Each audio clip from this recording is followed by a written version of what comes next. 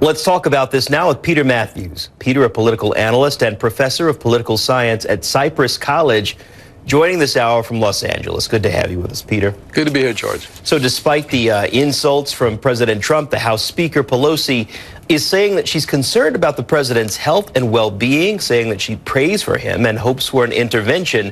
The president, again, calling her crazy and suggesting somehow that she is unhinged. And we're hearing some of the same attack rhetoric used against Hillary Clinton regarding her health. What do you make of this? I think it's a tragic comedy. It's horrible to people to be looking at this and saying, you know, what's happening to the U.S. government? There are so many issues that have to be addressed, like immigration and national security and budget. Those things are not going to be addressed very well if this kind of acrimonious behavior continues between the two top leaders of the country. And I believe it's mostly Mr. Trump's fault. I mean, he's obstructed justice in so many ways. He's prevented Don McGahn from testifying, when he was subpoenaed, to go against it.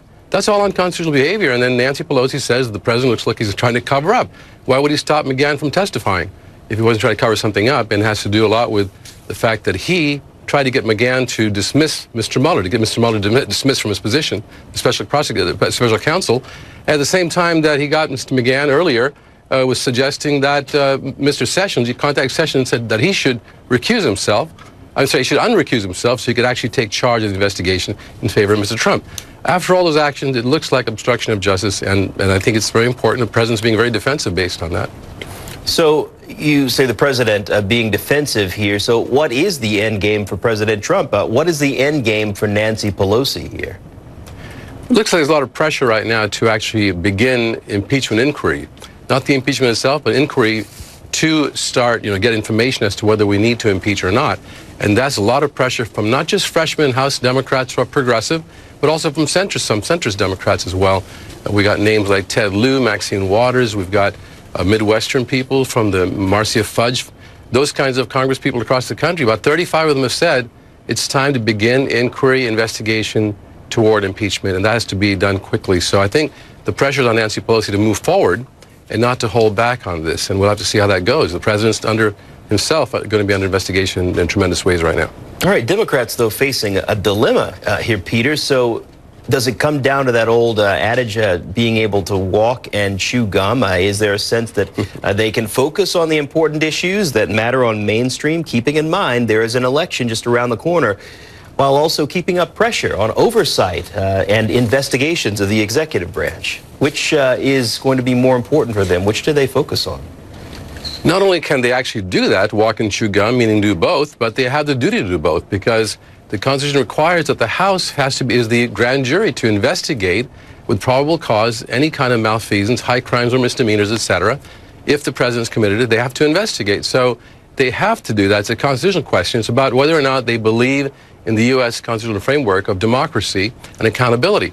If they don't do that, they're actually neglecting their own duty, and the people will actually eventually, when American people will find out more about it, they'll turn against the House for neglecting their duty. And don't forget, when President Nixon was under investigation, many Republicans changed their mind once the investigations began and information started coming out. This could happen, and I think Nancy Pelosi shouldn't just shrink from the investigation saying, well, the Republicans in the Senate will not convict him, so we really can't start it. There shouldn't be such a political calculation, George. The stakes are very high here for American constitutional framework. Despite the fact that the Senate is controlled by Republicans, the House is still under pressure, would you say, to try to get things done? We know that the House has pushed forward legislation, but never really gets past the House. So how important is that for them to show that there is activity, that they are pushing forward the agenda of the American people? It is very important. That's why they put health care at their top list, and they put the economy and infrastructure.